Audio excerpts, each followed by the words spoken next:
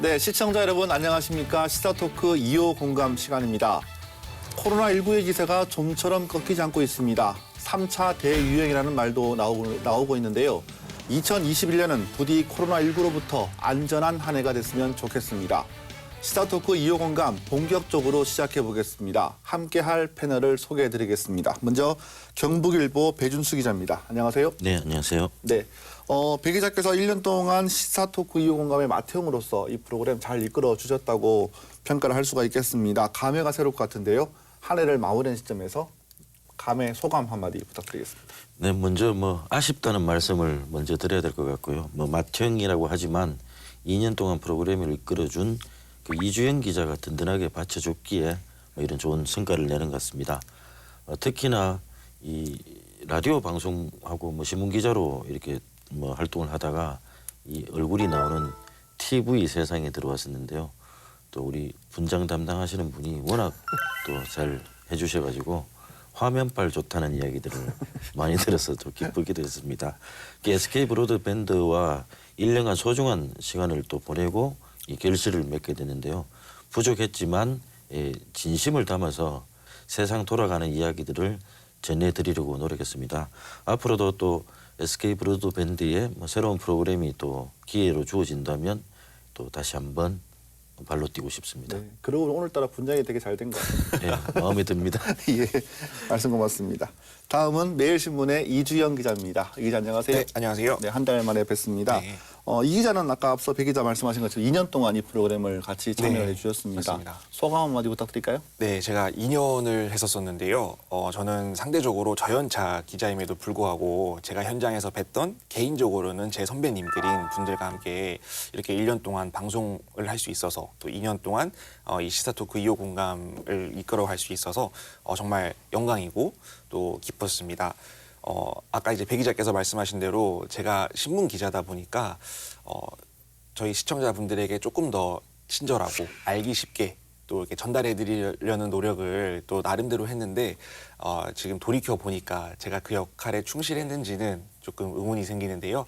앞으로도 더 열심히 하는 이주영 기자 되겠고 시청자 여러분들도 SK 브로드밴드를 많이 사랑해 주시길 바라겠습니다.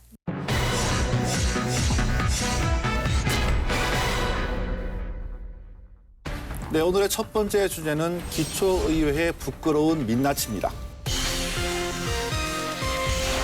달서구 의회는 전반기 의장 자리를 놓고 12대 12로 다투다가 한 달 동안 파행을 거듭하면서 전국 꼴찌로 원 구성을 자신의 지지를 부탁하면서 동료 구의원에게 100만 원이 든 돈봉투를 같은 당 소속의 구의원의 5분 발언을 표절해서 논란이 자신이 예약한 식당에 가지 않았다는 이유로 막말을 여기가 끝이 아니고요. 업무 추진비 유형, 공무원의 불법 사찰 논란까지 이렇게 보여줄 수 있는 것은 다 보여줬다. 달서구 의회가 자질 논란의 중심에 서 있다고. 시민 세금을 도둑질한 사람들이 오히려 불법 사찰을 당했다고 큰 소리 치면서 고발까지 한 해괴한 사태라고.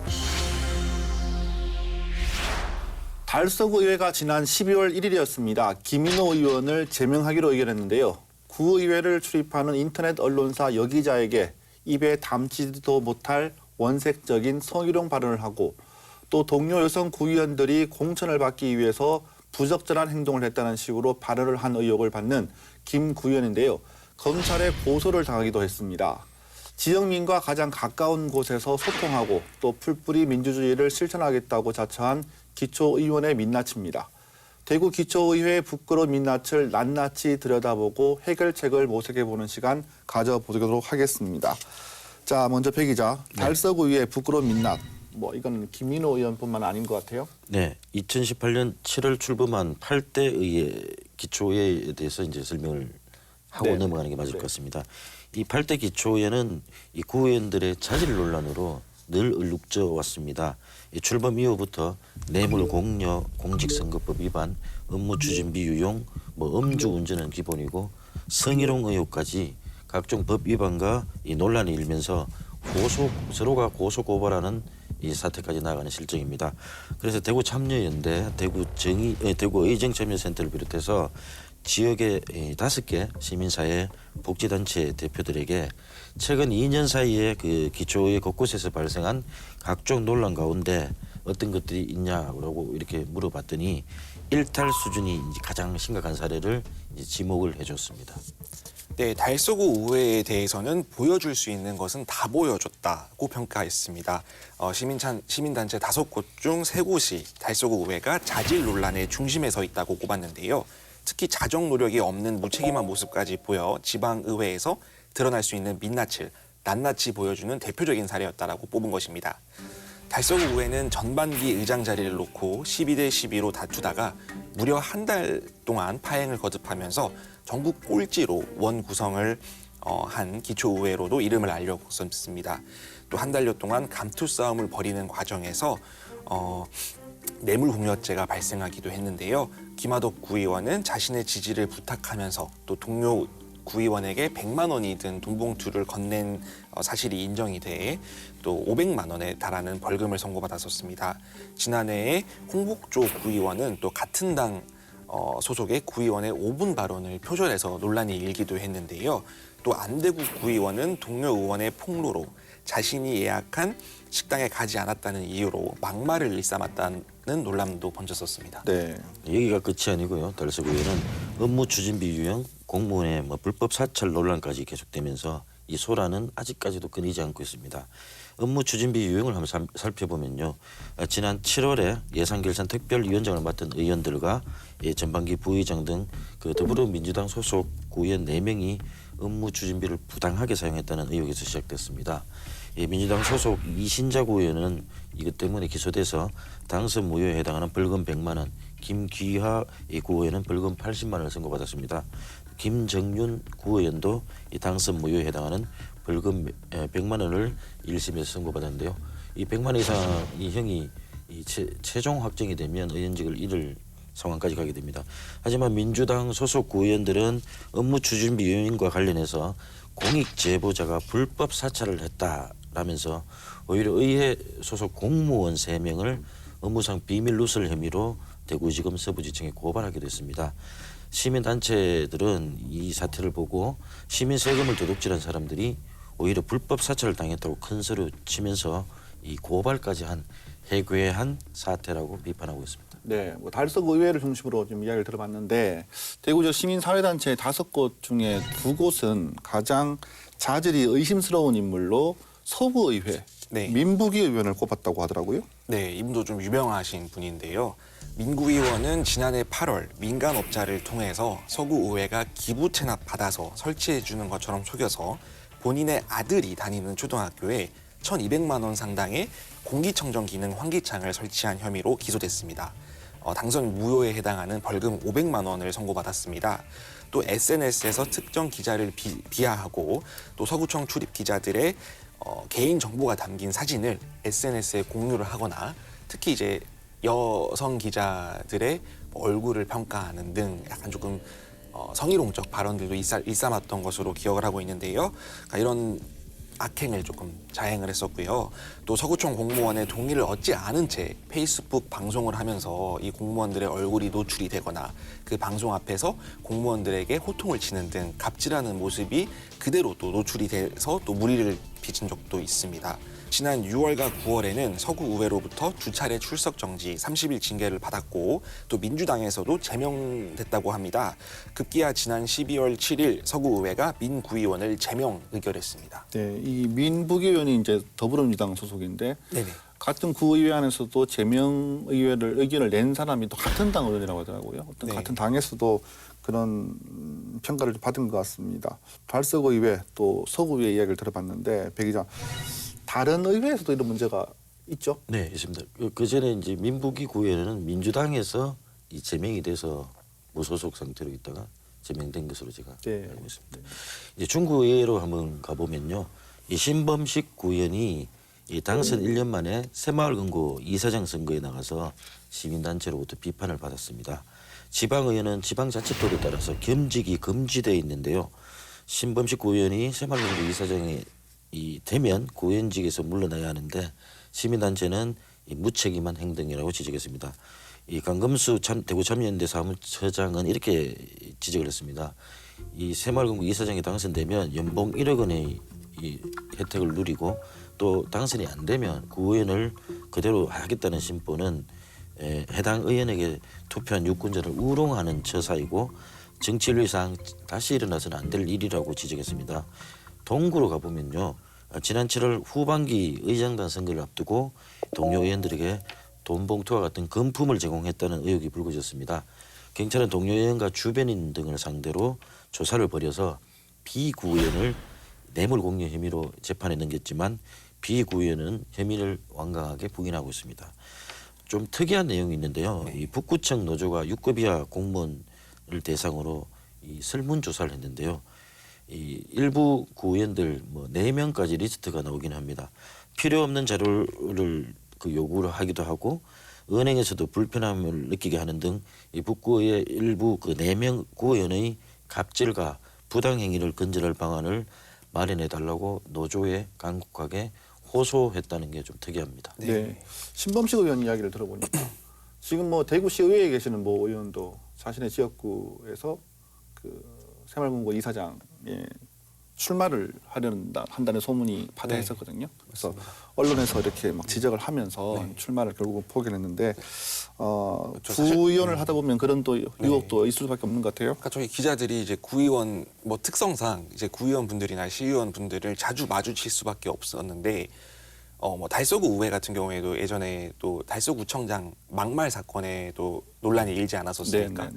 근데 이제 그때 달서구 의원들이 제시한 바는 우리 주민의 선택을 받은 우리들이 구청장으로부터 막말을 들었다. 명예훼손이고 주민들을 모욕하는 거다라는 입장이었었는데 또 이게 뭐 민부기 의원 같은 경우에도 워낙 유명하시게도 이렇게 공무원 분들이랑 다투실 때 나는 주민의 선택을 받아서 이렇게 이 자리에 있는 주민 대표다라는 말씀을 항상 하셨던 걸로 기억을 합니다. 근데 정작 주민분들은 이 구의원들의 이면에 있었던 이런 뭐 범죄 행위라든가 이런 갑질에는 결코 기분이 좋으실 것 같지는 않으신데요.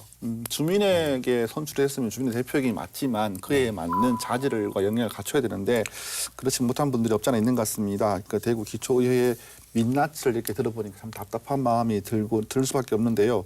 풀뿌리 민주주의를 지켜줄 파수꾼은 과연 어디에 있는지 좀 찾고 싶습니다.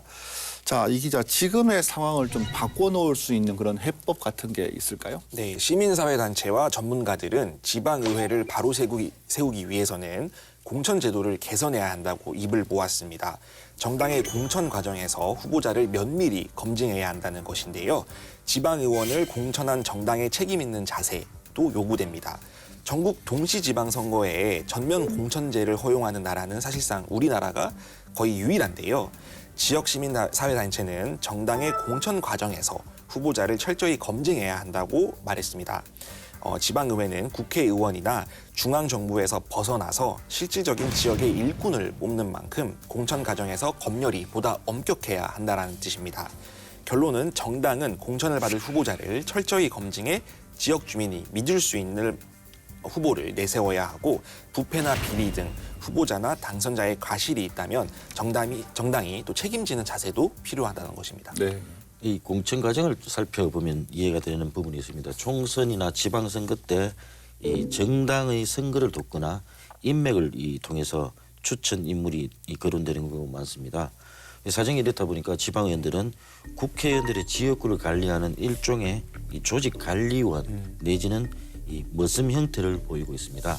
이 정당은 공천받은 당선인에게 문제가 발생했을 때 당직을 박탈하는 것에 그치지 않고 더 권한적인 그 책임을 지는 자세가 필요하다고 합니다.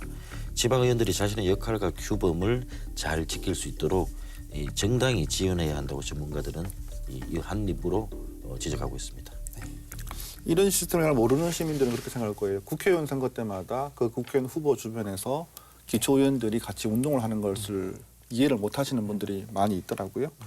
뭐 그런 체계적 그런 시스템이라서 그런데 이 기초의회가 문제가 있는 기초의원에 대해서 윤리특위위원회를 열어서 이런 부분을 징계를 하지 않습니까? 근데 이 윤리특위 자체가 제19 감싸기로 끝나는 경우가 많다고 해요. 네, 사실상 기자들도 뭐 특정 구의원의 잘못으로 이거를 그 시당, 그 정당의 시당에 연락해서 이렇게 좀 어떻게 앞으로 해결을 할 건지를 물어보는 경우가 많잖아요.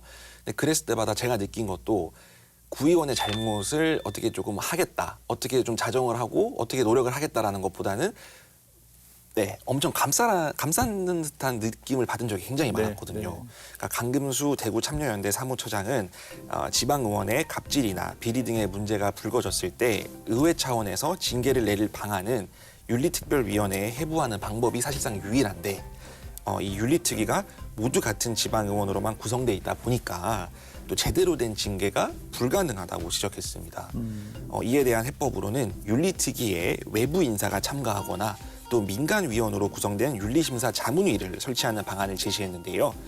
윤리특위에서 정당한 징계를 받을 수 있도록 또 구조를 개선하고 주민투표제도의 문턱을 낮춰 주민들이 문제의 의원을 징벌할 수 있도록 해야 한다는 것입니다. 네, 이번에 김인호 달서구 의원에 대한 윤리특위도 9명의 윤리특위 위원들이 모두 이제 구의원으로 맞습니다. 구성이 돼 있었다고 네. 하더라고요. 자, 뭐 특정 정당이 지방의회를 지배하는 구조도 문제라고 합니다. 공천만 받으면 뭐 끝이라는 아니란 생각이 이어지는 상황이지 않겠습니까? 네, 그렇습니다. 그 백경록 그 대구 의정참여연대 센터장에게 물어봤습니다. 지난 지방선거에서 대구 지역 기초의원 중에 더불어민주당 소속이 대거 당선이 됐는데 대부분이 이 초선이었습니다. 그래서 결국 인물이 아닌 민주당이 가진 정체성과 호감도를 보고 뽑았다는 것이라고 일단은 이렇게 설명했고요. 대부분 그 보수 정당이 장악했던 기초의회에 진보 정당 소속 의원들이 대거 투입되면서 의정 활동 경쟁으로 의회가 그 활성화된 것은 사실이지만 일부 그 민북의원 같은 민주당 기초 의원들이 무리를 빚은 만큼 이제는 시민이 후보자 면면을 살피고 투표권을 행사해야 한다고 조언했습니다. 네, 지방 의원이 어느 날 갑자기 하늘에서 떨어지는 게 아니잖아요. 법과 제도에 대한 이해 등 지속적인 교육을 통해 역량이 강화된 지방 의원을 만드는 것도 중요합니다. 자치분권 추진으로 지방 정부의 덩치가 점점 커지면서 이제 뭐 견제와 균형 등 이런 지방 의회의 역할과 전문성도 더욱 중시되고 있는데요. 전문적인 교육 프로그램은 부족한 실정입니다. 남은주 대구 여성의 대표는 정당에서 해당 교육 프로그램을 구체적으로 마련하고 또 그 과정에서 검증된 사람을 공천하는 구조가 돼야 된다라고 제안했습니다. 당선인을 상대로도 지방의회 교육 프로그램을 만들어 의원들의 역량을 높여야 한다고 강조했습니다. 말씀하신 것처럼 지방의원이 갑자기 하늘에서 떨어지는 건 아니지 않습니까? 뭐 각 의원들이 지역에서 봉사활동도 많이 하시고 저마다 지역에서 활동들을 많이 하다가 이제 지방의원으로 이제 픽업이 되는 그런 상황이 많은 네. 건데 뭐 결국은 이제 그것도 책임 정치가 뒤따라야 되지 않겠습니까? 대구의 기초의회가 바로 설 수 있다는 생각이 드는데 자 책임 정치 실현을 위한 대안은 어떤 게 있을까요, 여기죠? 네, 전문가들의 제안을 받아보니까 지방 의원들만을 위한 이 공공연수원 설립이 눈에 띄었습니다. 대구시도 보면은 경북도도 보면은 공무원을 위한 이 연수기관이 있듯이 지방 의원을 위한 공공연수원 설립을 하자는 이런 주장입니다. 의정 활동에 필요한 모든 교육을 공공연수원에서 진행해서 이 전국 지방 의원의 그 기본적인 소양을 갖추게 하면서도 정치적 역량을 쌓도록 하자는 겁니다. 이 자질 논란 외에도 선진지 견학을 목적으로 우리 국내외 연수 많이 떠났지 않습니까? 그래서 외유성 문제가 끊임없이 제기됐던 점을 고려하면 이 지방 의원을 위한 공공연수원은 외유성 논란도 없애면서 기초의원의 역량을 높이고 견문을 넓힐 수 있는 시설로 역할을 할 것으로 이 전문가들은 기대하고 있습니다. 네. 네. 또 뭐 정당이 일탈 행위를 한 지방 의원에 대한 징계 수위를 높이거나 또 한층 강화된 지도 감독으로 지역 주민들에게 진정한 책임 정치를 보여줘야 한다는 목소리도 커지고 있습니다. 기초의회에서 자질 논란이 일 때마다 나온 비판인데요. 하지만 고무줄 징계, 봐주기식 징계라는 논란이 계속 이어졌습니다. 기초의원에 대한 징계 규정이 정당별로 다른 데다가 또 문제가 발생했을 때 시도당의 주관적인 판단이 적용하기 때문입니다. 네, 오늘 뭐 두 분이 이 시간을 통해서 기초의회 민낯에서부터 뭐 자질 논란 그리고 책임 정치 실현을 위한 대안까지 이렇게 이야기를 좀 나눠봤는데요. 무엇보다 지방의회를 살릴 수 있는 것은 시민들의 손에 달려 있다고 할 수가 있습니다. 뭐 주민들을 위해서 밤낮 없이 뛰는 그런 구의원들도 분명히 있을 거예요. 지방자치를 지키는 파수꾼이 파수꾼 같은 지방 의원들도 많다는 점은 그나마 우리가 위안을 삼을 수가 있을 것 같습니다. 다음 지방선거 때도 곧 다가올 건데요. 소중한 한 표를 후회 없이 행사하기 위해서는 시민 모두가 지방의회의 감시자가 되어야 할 것입니다.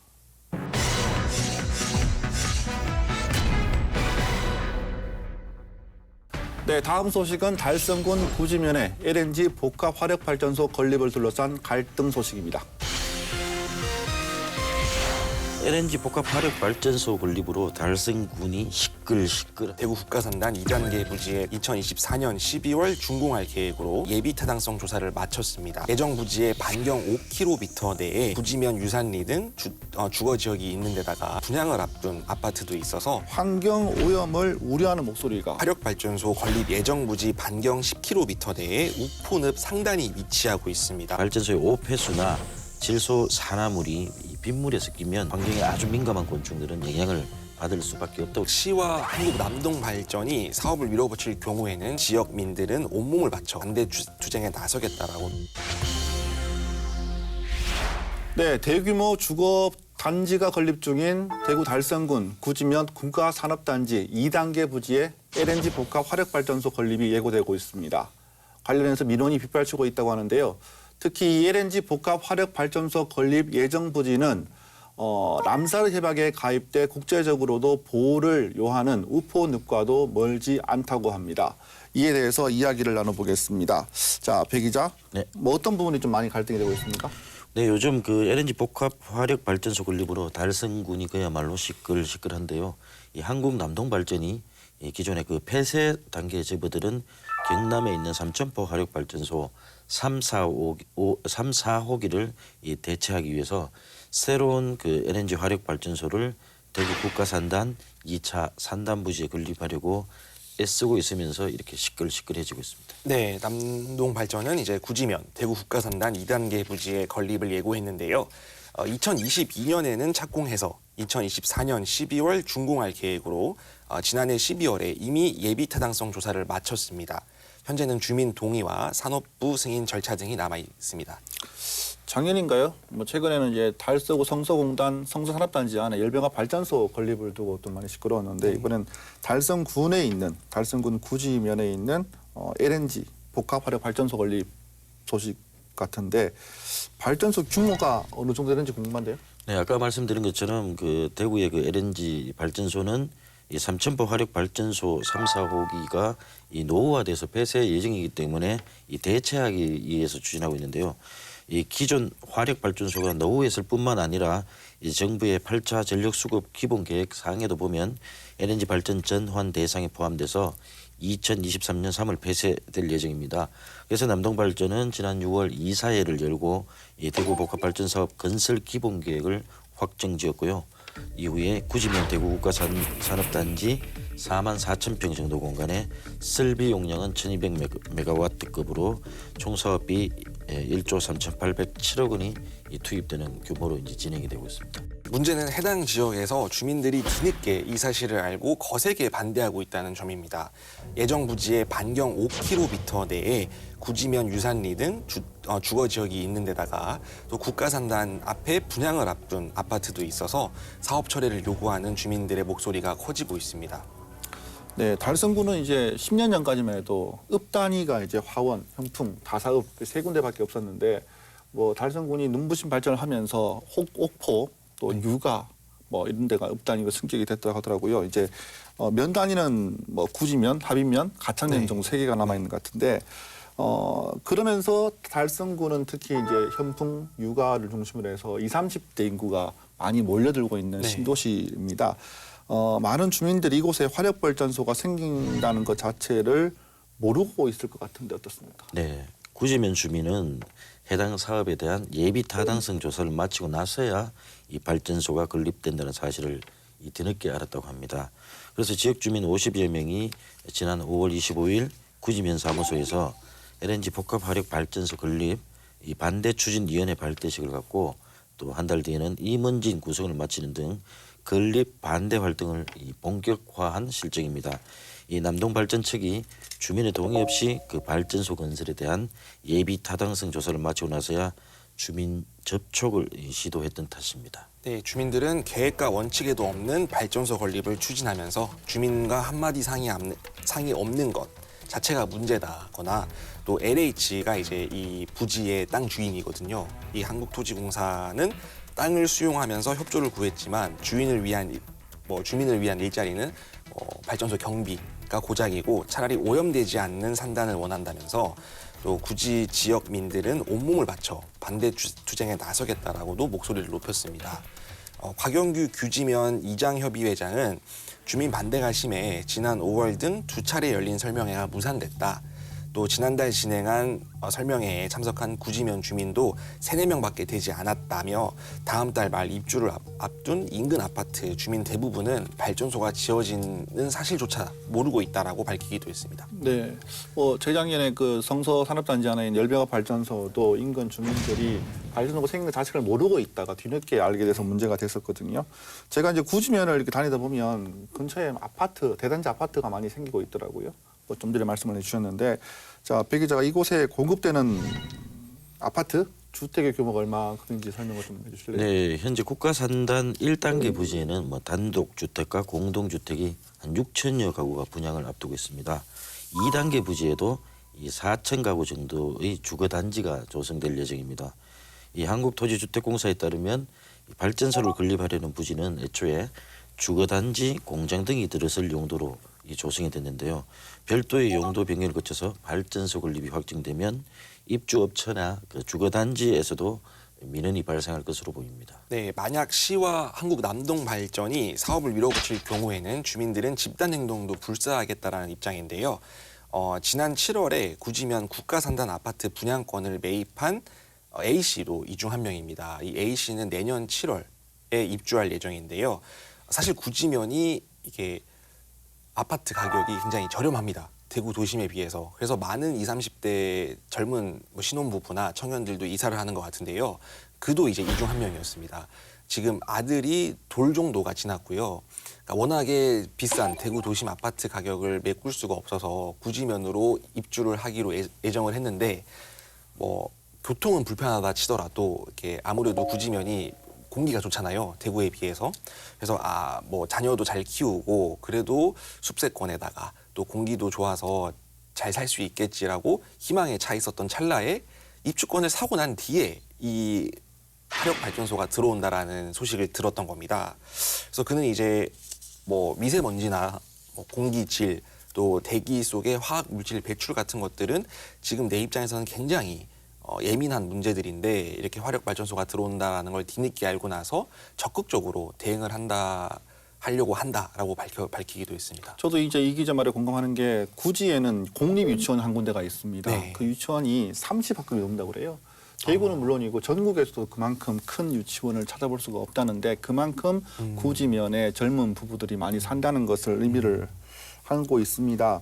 원주민뿐만이 아니겠고요. 네. 새로 이사 들어오는 분들한테도 이런 화력 발전소는 큰 문제가 되지 않을 수가 없겠는데 그만큼 격렬한 반대가 예상이 되고 있죠. 네, 맞습니다. 이 달성군 주민은 네이버 밴드 카페 같은 그 온라인 커뮤니티를 만들어서 이 단체 행동에 나서고 있습니다. 해당 카페에 가면서 어떻게 민원을 넣을지 자세히 알려주는 게시물도 눈에 띕니다. 국민신문고, 환경부, 국토교통부, 발전소 부지 땅 주인인 LH 홈페이지를 들어가면서 각기 다른 이유로 콕 집어서 민원글을 넣어야 한다는 글을 공유하기도 하고 집 창문에는 발전소 건립을 반대하는 현수막을 붙이는 단체 행동을 벌이고 있습니다. 지난 12월 2일에는 달성군 주민 1만 2천여 명의 서명이 담긴 LNG 복합 화력 발전소 건립 반대 서명 결의문을 대구시의회에 전달하기로 했습니다. 결의문을 장상수 대구시의회 의장 또 홍일학 대구경제부시장에 전달한 김영규 대구시의회 건설교통위원장은 국가산업단지에는 원칙적으로 공해업종이 못 들어온다. 대구시가 용도 변경까지 하면서 이 LNG 복합 화력 발전소를 유치하려는 것은 어불성설이다라고 비판했는데요. 그는 LNG 발전소가 친환경 시설이라면 대구 어느 곳이든 들어올 수 있는데 이걸 왜 굳이 대구 끝에 두는 것이냐라고 되묻기도 했습니다. 네, 김원규 위원장 같은 경우에는 이제 자기 지역구가 굳이 현풍, 육아 이쪽인 것 같은데. 맞습니다. 네. 김 위원장은 현풍 그 제지 공장 악취 관련해서도 맞병서서 이렇게 반대를 해오고 인물인데 이번에는 또 LNG 화력 발전소 때문에 또 앞장서서 또 신경을 쓰고 있는 것 같습니다. 한국 남동 발전이 주민 동의를 얻어야지 산업통상자원부의 건립 승인을 받을 수가 있을 것 같은데요. 건립의 차질이 불가피할 것 같습니다. 그죠? 네. 주민 동의를 얻지 못하면 발전소 건립 자체가 없어질 수가 있는 건가요? 네, 이게 지금 예비 타당성 조사가 끝났기 때문에 주민들만 합의를 하면은 이게 사업이 또 진척이 빠를 수도 있거든요. 하지만 주민 동의를 끝끝내 얻지 못한다면은 사업이 지진부진해질 가능성이 높습니다. 대구시는 해당 산업을 국가 산업으로 보고 있는데요. 주민들이 반대하면 사실상 무산되는 것이 이 국가 산업입니다. 네. 네, 그리고 이 발전소 건립의 최종 허가권자인 산업통상자원부 소속 전기위원회 측은 이 사업이 산자부 전력수급계획에 따라서 반영됐다고 밝혔는데요. 이 국가의 전력수급계획에 의해 추진되는 국가사업이라고 했습니다. 이 전기위원회 관계자에게 이 의견을 물어봤더니 삼천포 화력발전 대체부지 사업이 이 사전에 이 달성군 주민들한테 공지가 안 된 데다가 이 주민의 반대가 심하다. 이 과거와 달리 현재는 아무리 국가산업이라고 해도 이 주민 반대가 심하면 발전소를 짓지 못한다고 했습니다. 그래서 일단 사업 설명회를 열고 이 민원을 해결해 놓고 이 추진을 해야 될 것으로 이 판단된다고 했고요. 특히 이제 발전소 입장에서는 무조건 추진을 하겠지만 이 전기위원회 입장은 다를 수도 있다 이렇게 조금 여지를 남겼습니다. 네. 국가산업이라고 하더라도 원칙적으로는 공해 업종은 국가산업 단지에는 들어오지 못한다는 것도 알고 있는데 이 부분은 좀 이해가 되지 않습니다. 대구시와 남동 발전 측의 입장은 좀 어떻습니까? 네, 이게 지금 국가 산업이냐 아니냐가 지금 또 중요해지는 건데요. 대구시는 이거를 국가 산업으로 보고 있습니다. 그래서 한국 남동 발전과 논의해서 대책을 계속 마련하겠다라고 밝혔는데요. 주민 설명회를 열어서 또 환경적인 문제, 또 LNG 발전소 건립 시 주민들이 얻을 수 있는 장점 등을 주민들에게 적극 홍보해서 설득을 하겠다라는 방침이고요. 앞서 대구시가 LNG 이제 복합화력 발전소 조성 사업은 국가 사업이라고 밝힌 것과 달리 한국 남동 발전 측은 국가 사업이 아니다라고 선을 긋고 있습니다. 과거에 남동 발전 관계자의 그 언론 인터뷰를 한번 살펴봤는데요.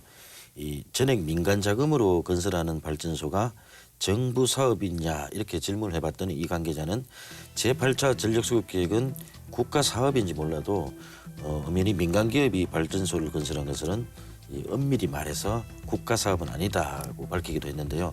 이 달성군도 LNG 복합화력 발전소 조성 사업은 남동 발전과 대구시가 사업의 주체로 추진하고 있고 이 구는 2018년 11월에 사업계획 수립과 유치 동의를 남동 발전 측에 통보했다고 밝힌 바가 있습니다. 네. 사업 자체가 처음부터 정체성을 잃은 채 진행이 됐었고 또 주민들한테 충분한 협의 없이 이래 진행이 되다 보니까 사업자들끼리도 이제 우왕좌왕하는 모습을 보이고 있는 것 같습니다.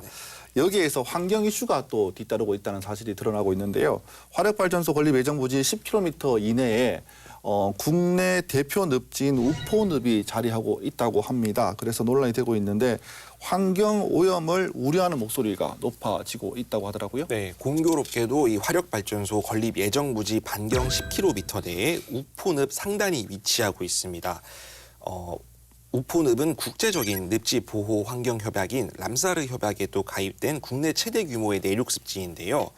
또 480여 종의 식물, 또 62종의 조류, 28종의 어류, 또 55종의 곤충류 등이 서식하는 저희 대한민국 생태계 보고이자 우리나라에서는 얼마 안 되는 유네스코 세계 자연유산 후보군이기도 합니다. 네. 이를 두고 이제 생태계가 조금 파괴될 우려가 있다라는 목소리가 높아지고 있습니다. 네. 근데 이곳이 이 창녕에 있지 않습니까? 네, 경남 창녕이죠. 예, 그렇죠. 그래서 구지면 주민들 외에도 이 창녕 주민들도 발전소 건립을 반대하고 나섰습니다. 이 김천일 경남 창녕군 대한면 주민자치위원장의 의견을 들어봤는데요. 이 발전소의 오폐수나 질소 산화물이 이 빗물에 섞이면 환경에 아주 민감한 곤충들은 영향을 받을 수밖에 없다고 지적을 했습니다.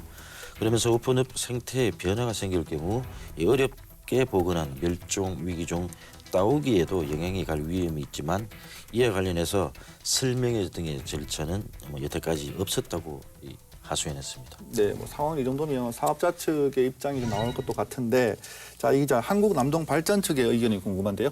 네, 일단 정부 방침을 가장 내세우고 있는데요. 그러니까 친환경 LNG 발전 비중을 늘리겠다는 정부 방침에 따라서 이 친환경 시스템으로 건립할 예정인 만큼 달성군 주민들은 크게 우려하지 않아도 된다라는 입장입니다. 주민들의 의사를 최대한 반영하고 또 차후 진행될 환경 영향 평가 등도 충실히 진행해서 주변 환경에 미칠 영향도 다각도로 고려할 입장인데요. 네, 한국 남동발전 관계자가 저 지역 언론사에 네. 이제 기고문을 쓴 거를 제가 한번 본 적이 있었는데 해당 사업이 꼭 필요하다 뭐 이런 취지의 발언을 지면을 통해 한 것 같습니다. 자세한 이야기 좀 살펴볼까요?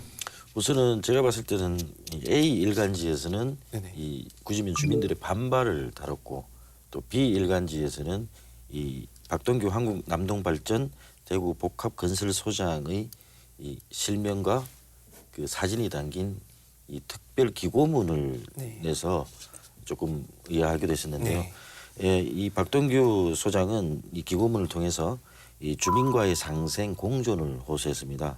막대한 예산이 투입되는 대규모 건설 사업이기 때문에 지역 업체의 기자재를 구매하거나 지역 업체의 시공 참여 기회를 확대하고 또 지역 인력을 채용하고 문화 공간도 설립해 주겠다는 의견을 제시하면서 다양한 상생 방안을 강구하겠다고 밝혔는데요. 결국은 이 주민들이 반발하더라도 인센티브를 주고 설치를 하겠다라는 의지를 표현했습니다. 네, 이어 또 아울러 대구가 1인당 지역 내 총생산, 그러니까 GRDP가 27년째 전국 최하위에다가 또 전력 자립률은 18.8%에 불과한 곳이라는 것을 주지시켰는데요. 그러면서 이제 대구 국가산업단지의 안정적인 전력 확보 또 열공급을 통해서 유망 업종 유치를 할 수 있고 또 기업 경쟁력 확보를 위해서는 이 발전소가 반드시 설립돼야 된다라는 의견을 피력했습니다. 지역 주민들더러는 정확한 현실 인식을 바탕으로 어떤 게 진정 지역에 도움이 될 것인지 상생 방안을 함께 고민해 보기를 기대한다라고 꼬집기도 했는데요.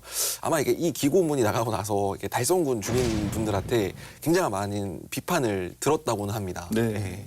근데 여기가 끝이 아니고요. 그 박동규 이 복합건설 소장에게 네. 아주 폭넓은 진면을 이렇게 할애를 해줬습니다. 정말요? 네, 깜짝 놀랐습니다. 네. 그래서 이제 거기서 이제 더 이어지는 내용이 이 현재 정부의 에너지 정책으로 그 LNG 발전소는 확대가 불가피하다고 이렇게 설명을 하면서 이 LNG 발전소가 환경 오염을 초래한다는 주장은 아까 뭐 우포늪 이야기도 있었는데요. 일부 오해에서 비롯된 것이라고 이 박동규 소장은 주장을 했습니다. 이 가정에서 사용하는 도시가스와 이 같은 연료를 사용하는 LNG 발전소는 먼지와 황산화물 배출이 없고 질소산화물 역시 그 탈진 설치로 인해서 과거에 비해서 10% 이하로 유지해 그 현존하는 화석 연료 중에서 가장 친환경적이라고 네. 강조했습니다. 과거 뭐 LNG 발전소 연돌에서 나오는 배기가스에 발암 물질인 벤젠이나 뭐 툴루엔이 검출됐다라는 보도가 있었지만 이게 서울에 있어서 이야기인데 서울시가 전문기관 검증을 통해 주변 지역에 유해 영향이 있는지를 전문적으로 확인해 본 결과 유해 영향이 없다라고 결론이 난 것은 일반 대중들, 일반 국민들이 잘 모르는 사실이라고 말하기도 했습니다. 제대로 알려지지 않았다고 아쉬워하기도 했는데요. 네. 과거 30년 동안 탈진 설비, 그러니까 이 질소 산화물을 제거하는 설비인데 이게 없이 운영한 LNG 발전소조차도 지역민들의 건강에 심각한 해를 끼쳤다라는 증거 자료는 어디에도 없다.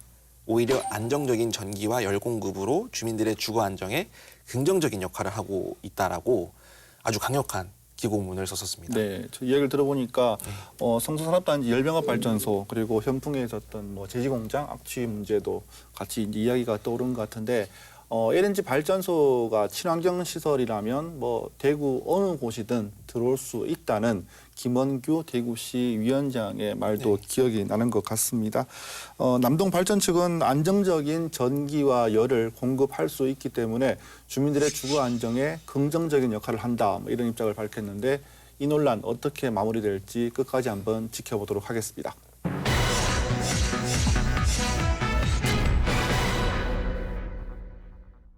네, 다음은 사건 앤 판결 시간입니다. 우리 주변에서 일어난 사건과 판결을 중심으로 이야기를 나눠볼 텐데요.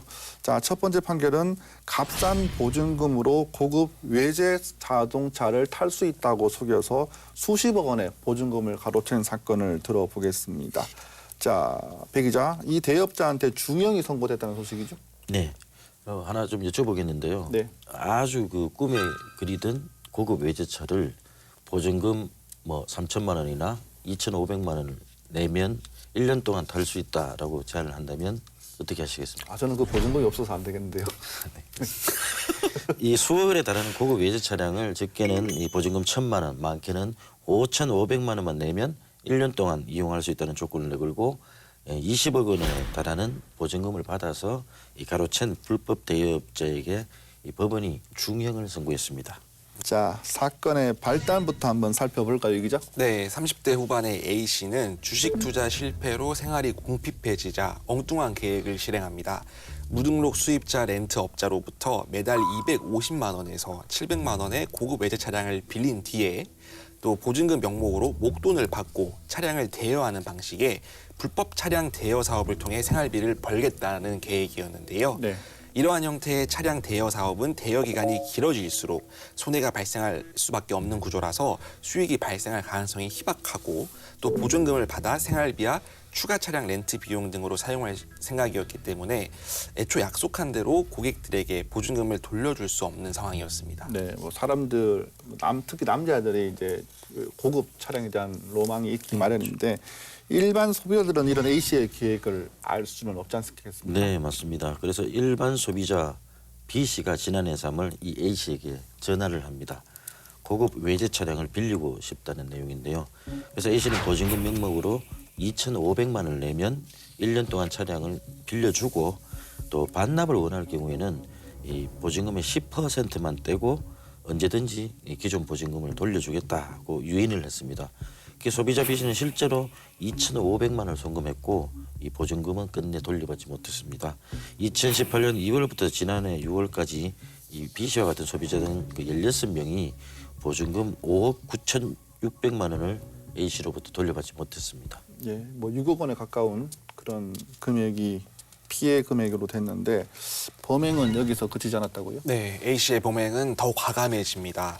비슷한 방식으로 37명으로부터 14억 원을 받아내서 또 가로챘는데요.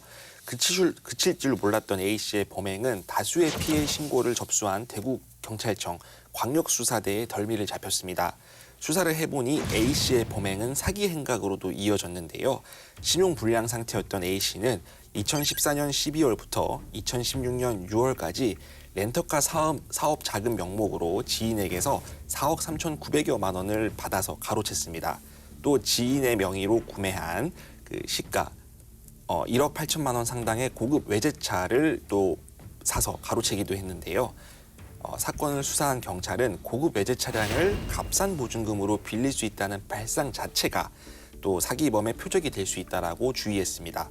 특히 고급 외제 차량을 선호하는 젊은 층들, 20대, 30대 젊은 층들이 주의를 기울여야 한다라고 조언하기도 했습니다. 네, 뭐 남의 재산을 가로챘다면 뭐 충분한 벌을 받아야 될 텐데, 자 A 씨가 재판에 넘겨져서 중형을 선고받았죠. 네, 징역 4년 10월을 선고받았는데요. 혐의는 여객자동차 운수사업법 위반, 사기 등의 혐의입니다.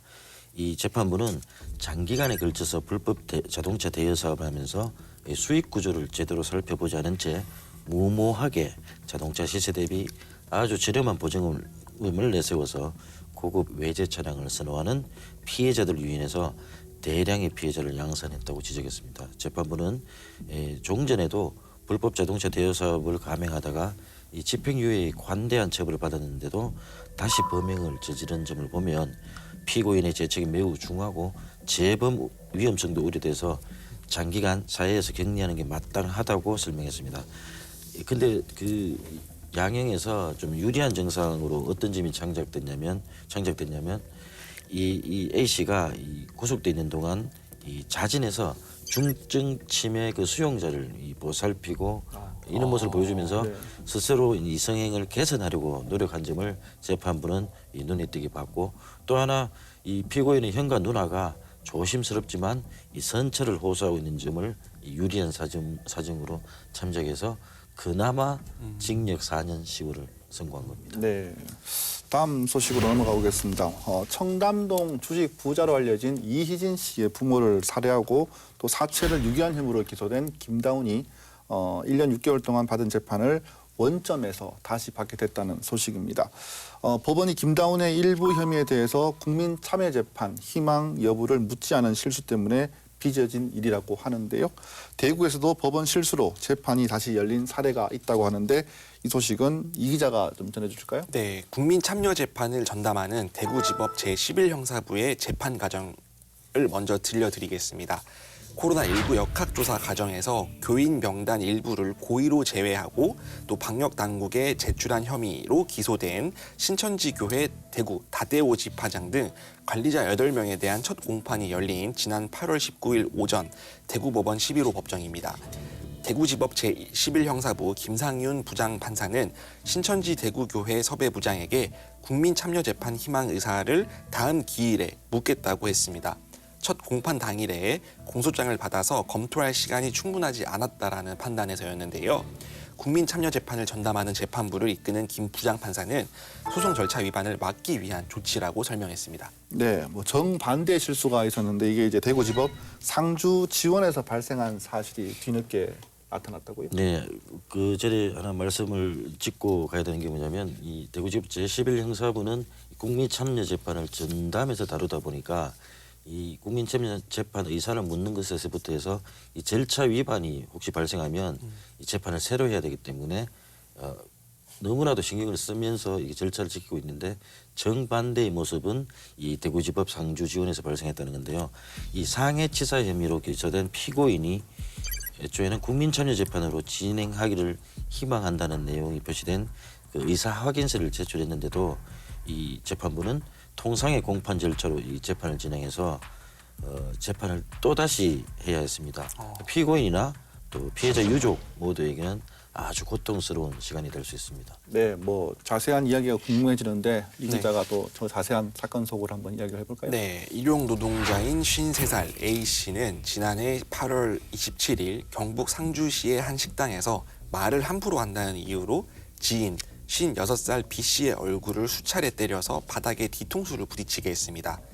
그 결과 외막성 경막하 출혈 등으로 숨지게 한 혐의로 기소됐는데요. A씨는 그해 10월 4일 대구지법 상주지원 국민참여재판을 희망하는 의사확인서를 제출했습니다. 대구지법 상주지원 형사부는 10월 17일 열린 첫 공판에서 A씨에게 국민참여재판 의사가 있는지 물었는데 A씨는 국민참여재판 의사가 없다고 답했습니다.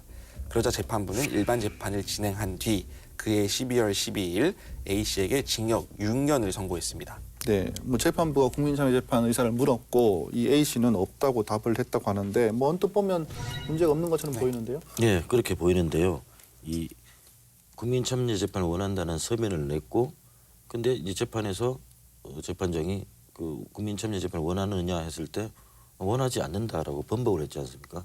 근데 재판부는 그냥 원하지 않는다는 말만 듣고 이 다른 절차를 거치지 않고 일반 형사 재판을 했는데 항소심 재판에 넘어가면서 이제 문제가 드러납니다. 네, 이 대구고법 제1형사부가 이 항소심을 진행하는 과정에서 이 A 씨는 항소심 법원에도 국민참여재판을 희망한다는 의사 확인서 서면을 냈는데 공판에 참여해서도 이번에는 국민참여재판을 원한다고 했습니다. 그래서 이제 대구고법 제1형사부가 살펴보니까 절차 위반 사실이 드러나니 이 원심을 파기하고 사건을 상주지원으로 다시 돌려보냈습니다.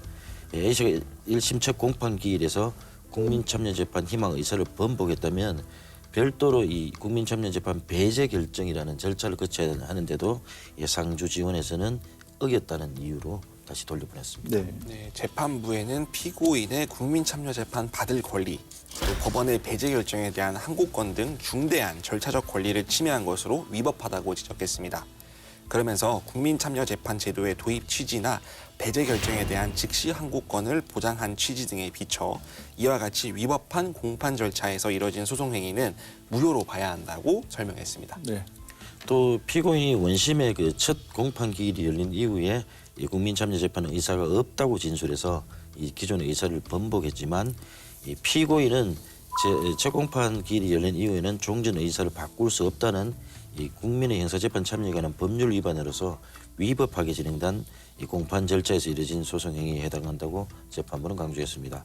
그래서 대구지법 제12형사부가 이 국민참여재판을 다시 열었고 A 씨에게 징역 6년을 선고했습니다. 네, 징역 6년으로 마무리가 된 사건이군요. 자, 말씀 잘 들었습니다. 오늘은 기초의회의 부끄러운 민낯을 해결할 수 있는 방법에 대해서 알아봤습니다. 또 달성군 구지면에서 일어나고 있는 LNG 발전소 건립을 둘러싼 갈등에 대해서 짚어봤습니다. 마지막으로 우리 주변에서 일어난 사건과 판결 소식도 함께 정리를 해봤는데요. 코로나19와 매서운 날씨에 건강 유의하시고 안전한 2021년을 맞이하시기 바라겠습니다. 그동안 시사토크 이후 공감을 사랑해주신 시청자 여러분께 감사의 말씀을 드리겠습니다. 고맙습니다.